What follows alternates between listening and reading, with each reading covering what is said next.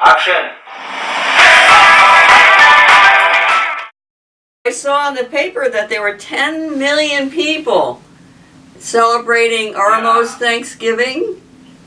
That's wonderful. I couldn't believe it. It was like, wow. Yeah. It was one of the biggest celebrations in Ethiopia. Yeah, I bet it was. And how many trees did you plant? 630 million or something? I mean, you guys are great.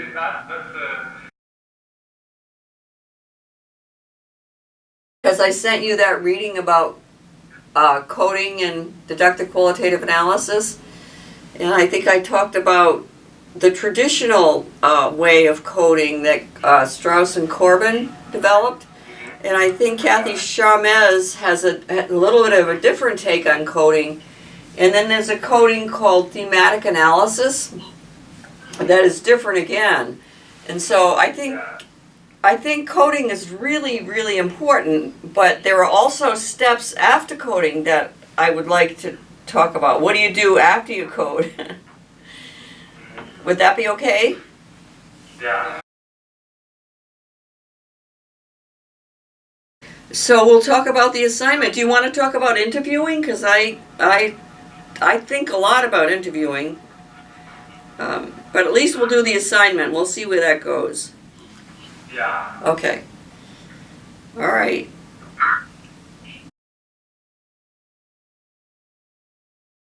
Ready to move on to the assignment then? Okay. Okay, so how did it go? How'd the assignment go? I attempted to approach the assignment in my own way. Okay. I attempted to conduct an interview. The first question I asked it. By the way, my study participant was my neighbor. Okay. She was my neighbor, and she's female and housewife. She is a mother of 4, and I didn't use the interpreter. I just you didn't need to. I just take notes. Good. And I attempted to understand how she defined and understand child poverty, her conception of child poverty, and she gave me some important details concerning how she perceived child poverty. I also asked her to tell me some important manifestations or indicators of child poverty. Okay, good. And again, she also gave me some indicators and manifestations of child poverty. The interview lasted only 10 minutes. That's okay. Very short interview. And I have a transcript, and I can give it to you. The first question I asked my study participant was about how she perceives or how she defines child poverty. A child is poor when he is born and raised in families that can't afford 3 meals per day. Right. Okay, that's good. This is her definition of child poverty. Wow. And I attempted to identify some codes. And while identifying some codes, I referred my research question. Right. And almost,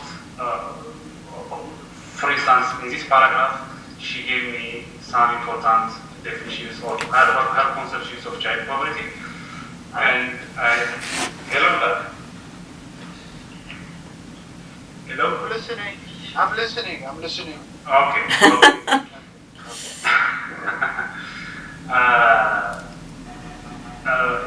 In fact, in this paragraph, I also identify some unexpected Good.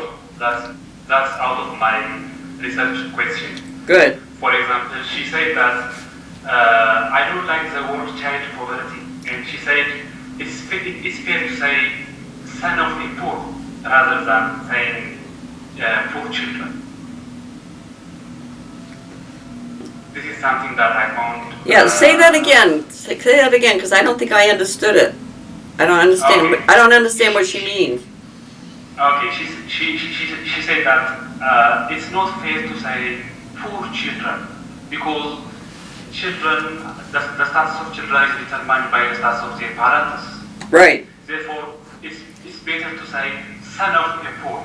Oh, A poor children. great. Yeah, so she said, let's not call them poor children. Let's call them son or of poor children. Yeah. These By poor parents. I don't. Oh, I didn't have such kind of information in my research question, and right. these are extraordinary things that I found in the interview. Great. That's why we do grounded theory and deductive qualitative research, is because we can't think of everything, and not everything is written in articles. You know, people have a lot of wisdom, so that's great. That's wonderful. Yeah, the other important thing that I came across with this transcription is that I gave three different. I identified three important codes. The first code is the issues related with definition, Right. issue of child poverty. The second code is manifestations of child poverty. Right. The third code is consequences of or costs of child poverty. Consequences. Yeah. Yeah.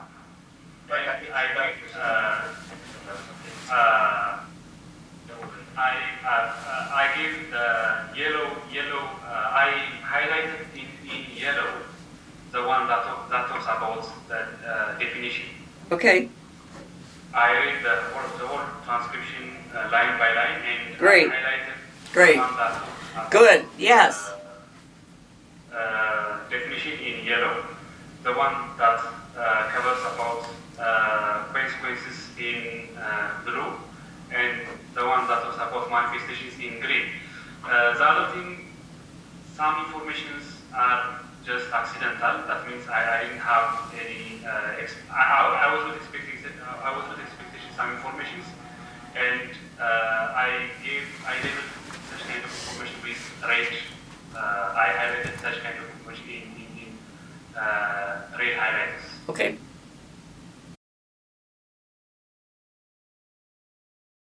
So let me ask you a question. Okay. And this is just to push you a little bit, you know, into thinking about deductive research. And that is, I think that the concepts of consequences, manifestations, and definitions are really, really important. I think that's a great way of organizing. But how did you decide that those were three codes that you wanted? Where did those codes come from?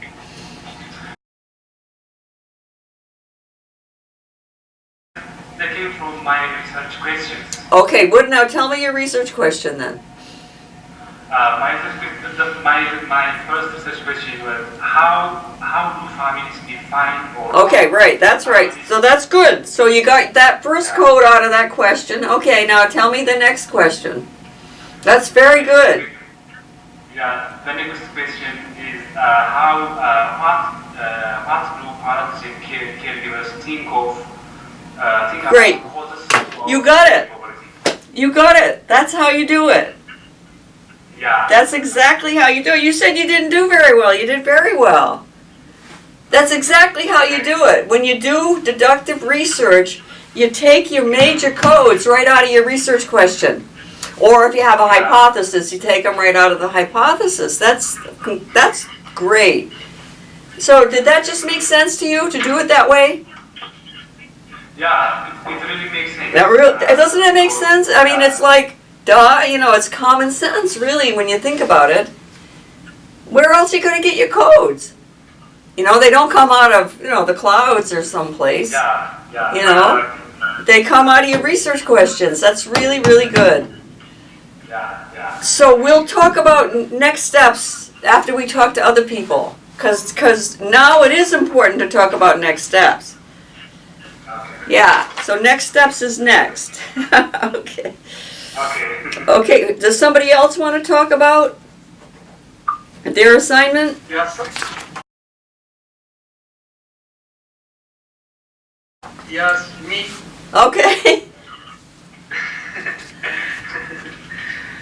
So, I tried to code the transcript. I think you transcript it. Which says Mary, the case manager in an agency called Homebase. Oh, So yeah. I tried to code that. Yes. So what I did in the first place was I tried to conceptualize what are the risk factors and protective factors Great. in relation to child protection. Okay. So from the literature, I found that I defined what does risk factor and protective factor mean. Good. So Great. risk factors, I classified risk factors into three. That's the first one is individual factors. Great. Interpersonal and social factors and environmental factors. So Great. under the individual risk factors, Great. there are issues related with family history of alcoholism, attention deficits, hyperactivity, and there are a list of factors. There are. That kid had a lot of risks. Yeah. Did I say that his mother had died as well? Was that in there? His mother had died as well. His father was a widower. Yeah. Yeah, that was in there. Yeah. Okay. Yeah. And then interpersonal and social factors like family communication and Right. conflict, poor parent and child bonding, association with antisocial peers, Great. family alcohol and drug use, Great. school failure, low commitment to school. So these are the risk factors related with Right. interpersonal and social factors. Great. And under environmental factors, issues related with neighborhood disorganization, low neighborhood attachment, low economic opportunity, poverty and economic deprivation, Great. and others. Good for you. So, and under protective factors, so individual related protective factors, social and problem solving skills, positive attitude,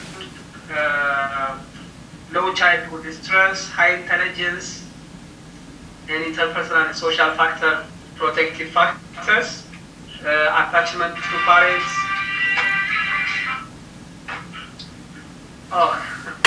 caring relationship with siblings, low parental contact, high levels of commitment to school, and others. Great. So, based on I tried to look at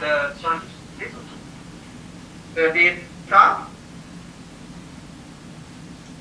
So I found that there is a positive relationship with the school. So he had good academic achievement and his participate. So can I list the course? I mean, Sure. I mean, yeah. Yeah. Go ahead. And your colleagues may have questions to ask you too. I don't want to be the only one, but go ahead. So I tried to find out evidences from the data,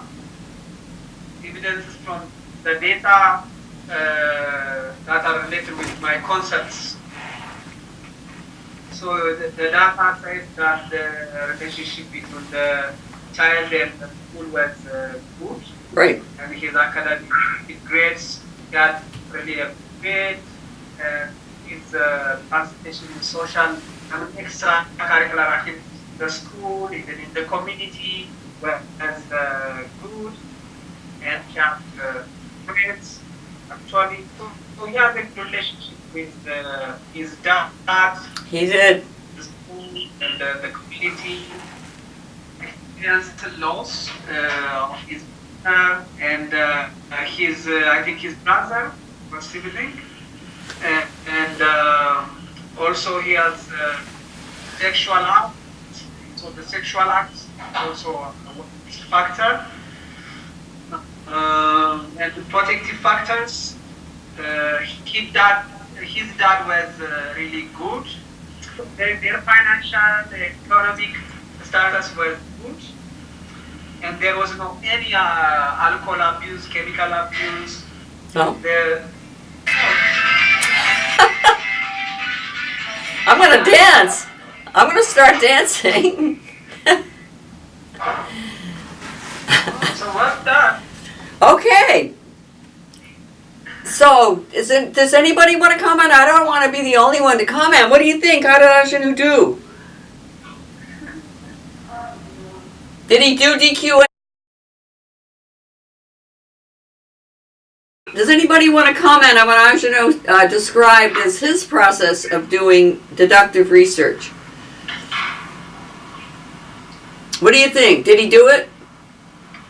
Or did he do something else? I think he did good because he used the existing research questions and established frames in order to identify base course that fits the existing research question, and I think the study objective. Great. And he was listing different issues, and I think he did good in terms of identifying the course that perfectly matched to the search question. Great. And the study objective. Great. Okay. You use the key ideas of risk and protective factors, which is really important. You defined risk and protective factors, and then you analyze the data using risk and protective factors. Yes. So that is how you code. I mean, that's the first stage. There are things to do after that. So that's the first step. So you coded your transcripts, and you have some new ideas. So, Ermis, what you did is you reformulated your research questions. Did I get that right? Yeah. In fact, I need more data to reframe my research question. Right. Because it's just one single case. Right. Right. And if such kind of ideas are getting or if such kind of ideas are repeated, I will reframe my research question. Yeah, I mean, you don't have to. You can just kind of put that aside too, because the research questions worked and they did what you wanted them to do. You know, you did get some new insights, which is really good. And you would change the research question if the insights really undermined or, but what that did really was to say you're asking the right questions. Yeah. Don't you think? Yeah, so now you have more data, to think about. You're a little bit more sensitive to, maybe there's more. Maybe other people are going to have even more important definitions. So, you don't have to automatically change your question if you're getting what you'd hope you would get, which is new insight. You would change the question if you think, I'm not getting what I want. Or my question really is missing the mark. That's when you would change it. But I think your questions probably are pretty good.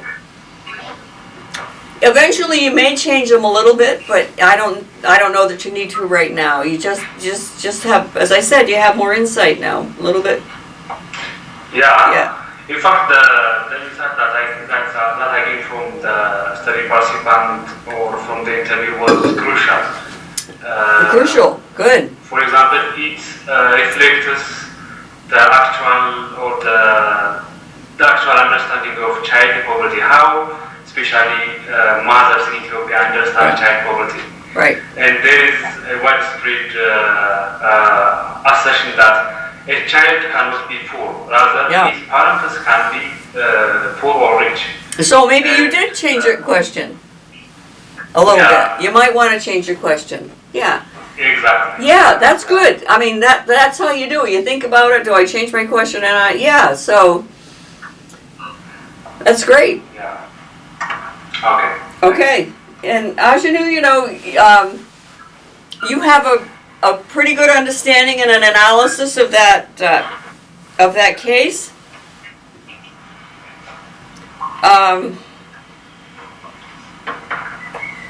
So,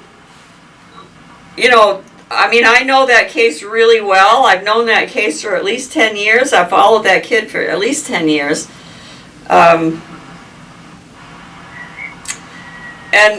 what I did with that kind of material is that I developed a theory of what happens when high-risk children, or children who have a lot of risks, what happens? How do they turn out? What are the factors that help them turn out well?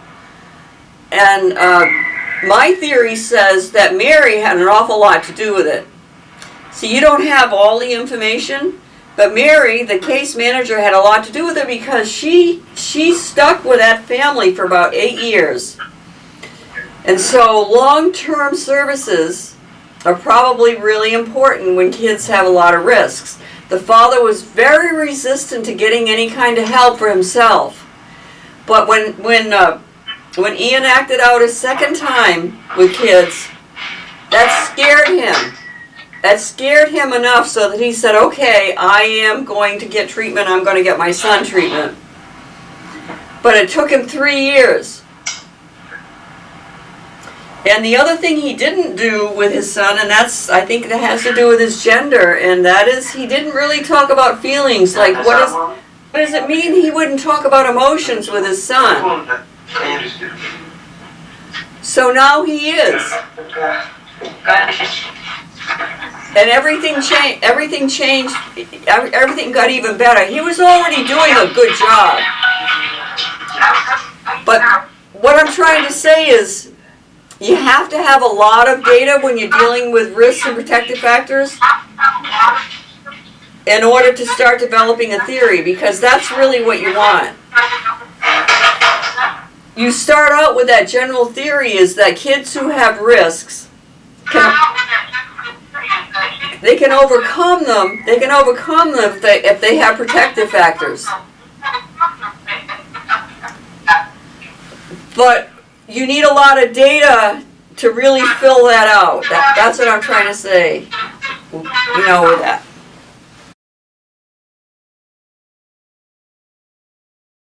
While you code and while you're still collecting data, one of the things that's really important to do is to keep reading. As you learn things from your data, it may remind you of something that you already know. So that would give you a clue about what to start reading about. Because coding and the results of your coding, which is the analysis, typically does not stand alone. You would not just say, okay, I interviewed 20 people 3 times, and this is what they said. No, you would organize what they said by your codes. But once you've done that, that's a description. That's your really good description. That's your thorough description. You have to do your own analysis. Yeah. So that's what comes next when you're doing deductive research or grounded theory. Because grounded theory, eventually, you do identify concepts. And those concepts do start organizing, your interviews and your analysis. But with grounded theory, you don't start out with concepts. You have to identify them in the course of interviewing and coding. But once you start identifying concepts with grounded theory, it's pretty much like deductive research. But I think deductive research just is so important because there are important ideas that we're interested in that we want to test. Yeah. Okay, the part two, though, of deductive research and also grounded theory, although they call it something else in grounded theory, you have to start looking for exceptions because the way we think, we tend to collect data that fit our preconceptions or fit what we think we're learning from the interviews. So eventually, and only you would know when you start doing this, but eventually you have to start looking for exceptions. You can say, okay, I think I got it. When this happens, this will happen. And you say, okay, let's see. If this happens, is there any time when that doesn't happen?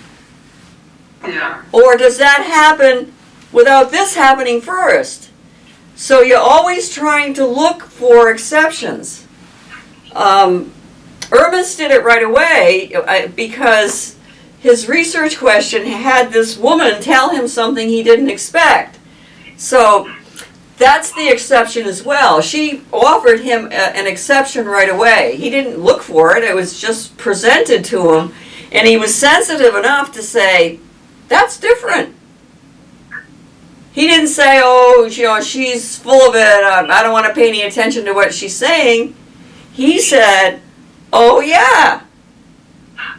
I didn't expect this. And but there it is. So now I have to take this into consideration.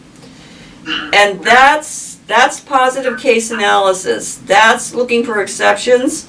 That's being willing to be open to what other people are saying and not just what we think. So much research, as you know, you formulate the question, you have very specific questions. If people want to say something else, there's no place for them to say it. And that's why this deductive research is really important, and the idea of looking for exceptions is really important because we don't know everything. And people we're interviewing or observing or, if we're looking at documents, they have knowledge that we just don't have. And so, and especially when you have how many, 37 ethnic groups in Ethiopia? And not only that, there are all kinds of variations within the ethnic groups. Not everybody in an individual ethnic group believes the same. Like my ethnic group, I'm part Italian. And if you start putting stereotypes about Italians on me, it's like, that's an insult. I'm not mafia. I don't believe in extortion and killing people. And, I don't think women are only to serve. And there are all these stereotypes. I'm not loud. Well, maybe I am, but typically I'm not loud. So that's the idea. Not only does deductive research with this positive case analysis help us think about exceptions, but we look for exceptions within what we think is a relatively homogeneous group. Like I do research on men who molest children and women who molest children, and believe me, there are incredible variations within them. Lots of variations within them. So yes, when you're working with an ethnic group that's yours, like if I had to go try to understand Italians on Federal Hill in Providence, which is where a lot of them still are, I would have to go in with an open mind because they come from different parts of Italy, they have different customs and food and to them I wouldn't look Italian because they look different. My mother was very dark but somehow I didn't get that. And a lot of Italians are dark, so they probably wouldn't even recognize me as Italian unless I said I was. And that can be important, as you know. You want people to see you as somehow relatable. But it doesn't have to be. You know, I'm not a sex offender, and I manage to build relationships with them because I listen, I respect, I don't challenge them. So part of doing this research really well is not only looking for exceptions and knowing that there's going to be variations in groups, but it's also that deep respect. Even when they've done things that you don't like, you still have to find something to respect because you have to build a relationship. So that's part of it too. The relationship building in interview research or even observational research is crucial because they're not going to trust you. They're not going to tell you what's really going on. Can you relate to that? Can you think of instances, say for yourself, where with some people you really feel relaxed and you can say whatever you want, and with other people you're like, I'm not going to tell them that. I'm not. Have you been in that situation, either of you? Or Helen, can you hear? Yeah. There are so many instances of such kind. Especially, I personally am not good in terms of approaching a random person. Right. And I'm not going to talk a lot about myself or anything else Right. to that person. I need to spend some time with that person to get involved.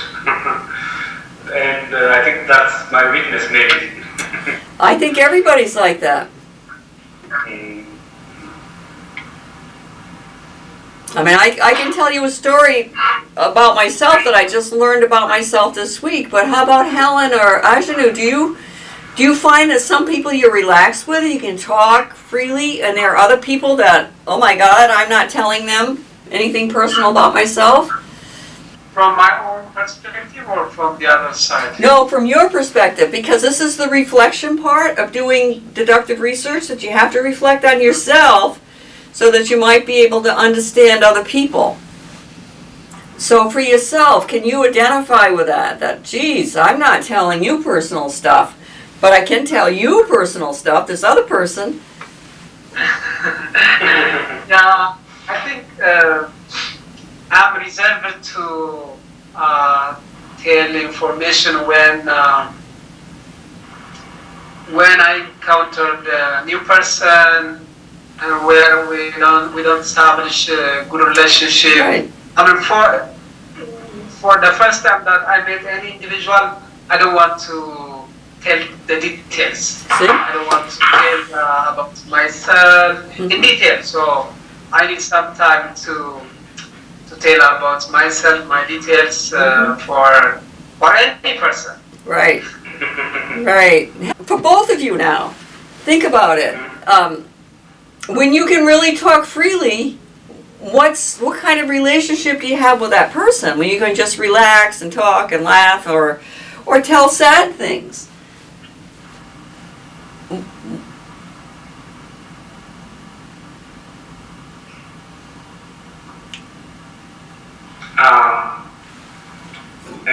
Again, so can you repeat the question, please, Professor? Yeah, when you feel comfortable with somebody, what is going on between you? What's the difference between talking to somebody you're comfortable with and talking to somebody you're not comfortable with? What makes the difference? In my opinion, I will tell my personal even secrets to the person whom I feel comfortable. Right. I'm not. I will be at ease to talk to anyone whom I feel comfortable. Right. my discussion and my flow of idea will not be will not follow some kind of calculations, right, or some other criteria. I will simply talk. Right, there's a flow there, right? There's a kind of an ease, Yeah. a flow that you just Yeah. feel relaxed, you can say what you want, the other person can say what he or she wants. I mean, it's an easy relationship. How about you, AJANAW? What's your experience? I think in addition to the relax, I need some time. I need time. Need time. I think I need time to. I need some time to think about that person. I need to think about the relationship that we are going to have, and I need also the purpose of telling about myself, about the information. So I need some time. So,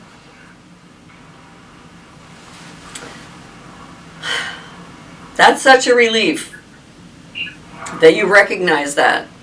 So, what are the implications for research? If both of you, in your experience, you can talk to people easily when you feel relaxed with them, when you feel at ease, you can share personal details, and also it takes time. So, what's the implication for you for your research? Are you going to do one interview? Are you going to do 2 interviews? Yeah, it takes that we need to have so our engagement needs to be formal. So we need to have an extended engagement relationship. Yes. Time is the client. It's like the participant. it's like practice, right? If you're going to be a good practitioner, you have to form a relationship. And the same is true with research. You know, depending on the research question, sometimes you'll need to do 2 or 3 interviews, sometimes even more. Like with my research, for some of them I've done up to 20, but that's because I'm a professor and I can do that. And you know, I don't have to worry about tenure, I don't have to worry about anything. So I could spend that time. I think for young, new researchers like you know, you can't do that. But you do have to think about, how do I build rapport? How do I build trust? And I think, and I have done research where I only had 1 interview, but the interview was set up, and we asked about sensitive things like abusing children.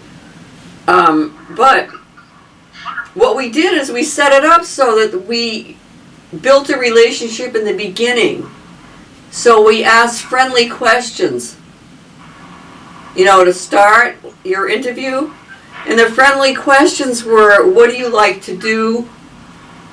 You know, what activities if any, are you involved in the community? You know, we asked a lot of positive things that were important because we wanted to know if sex offenders did anything else besides abuse children. You know, and we found out they did. I mean, some of them were like pillars of their community. I mean, they were like doctors and, you know, running hospitals and, you know, some of them ran paint stores, you know, some of them were truck drivers. I mean, they did all kinds of things, but they did have a life. But they also sexually abused children. But if I started out by saying, tell me about the first time you sexually abused a child, that would be really disrespectful. Yeah. And it wouldn't be building a rapport, and it wouldn't be respecting their autonomy. Now, they agreed to talk to me because they knew they were going to talk about their sexual abuse. But still, you need to make them realize that you see them as human beings. And that's true of anybody. It's true of anybody you ever interview. Is the first thing is, because you're a big deal.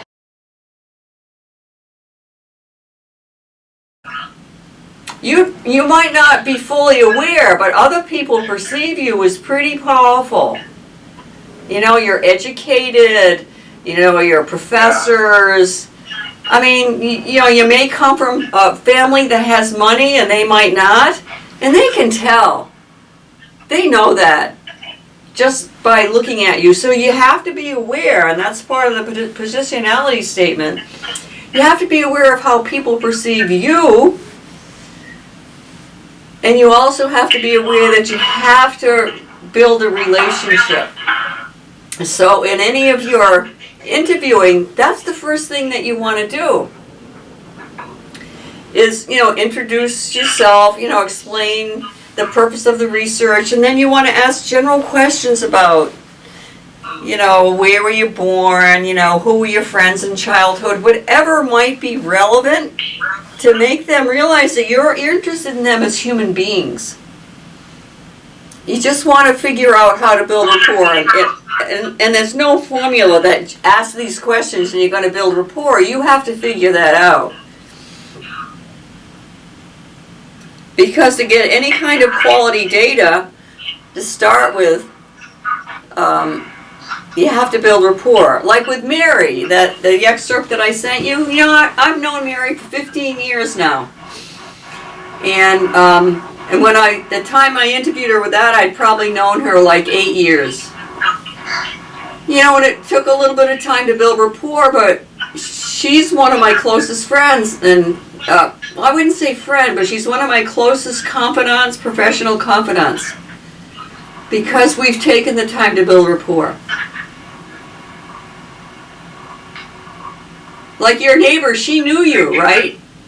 Yeah. Yeah. So Yeah. she might, I mean, that kind of question that you asked they weren't that personal, but you might have gotten a different answer from a total stranger. Of course. You know, maybe you wouldn't have, but you could have. If she didn't know you, she might have said something else. And lots of times when you don't know somebody, you just want to get rid of them, you know, so you just you say anything, you know, just to get rid of them. I've done that.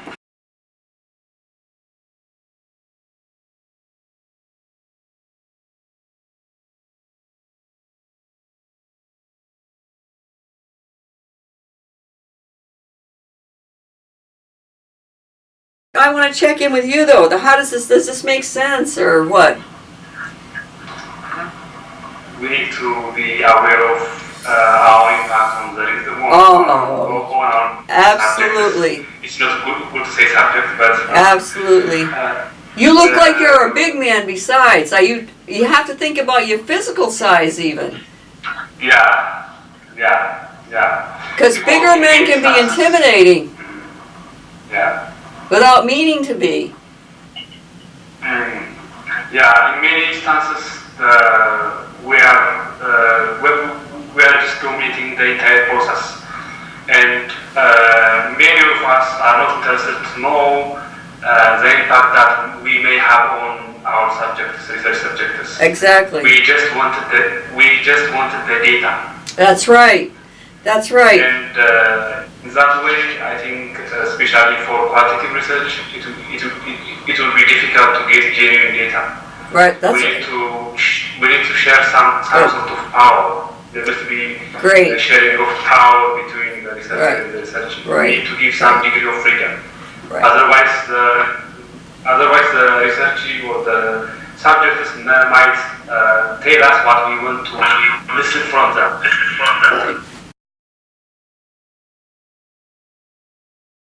That's right. That's right. And that's the principle of autonomy.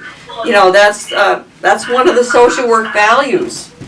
And believe me, you know, one of the things that I always say, you don't have to answer any question you don't want to answer. Yeah. And you know, and I mean that. And I stop people. I say, look, if you continue to say that, I might have to tell the police. Okay. See? So I protect them. I protect them. You know, our Constitution says you have a right not to self-incriminate. And so, but the point is that I try to respect their autonomy.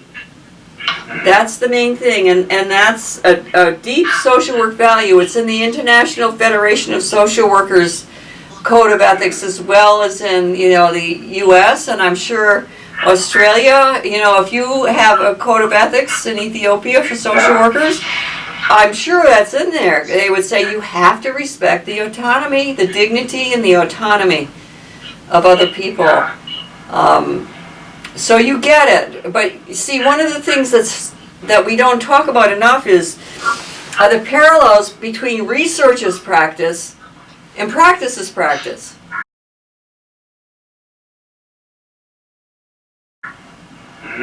You know, there are a lot of parallels. I think that's why social workers make very good qualitative researchers, because many of the things that you must be able to do as a qualitative researcher, you must be able to do if you're going to be a competent social worker.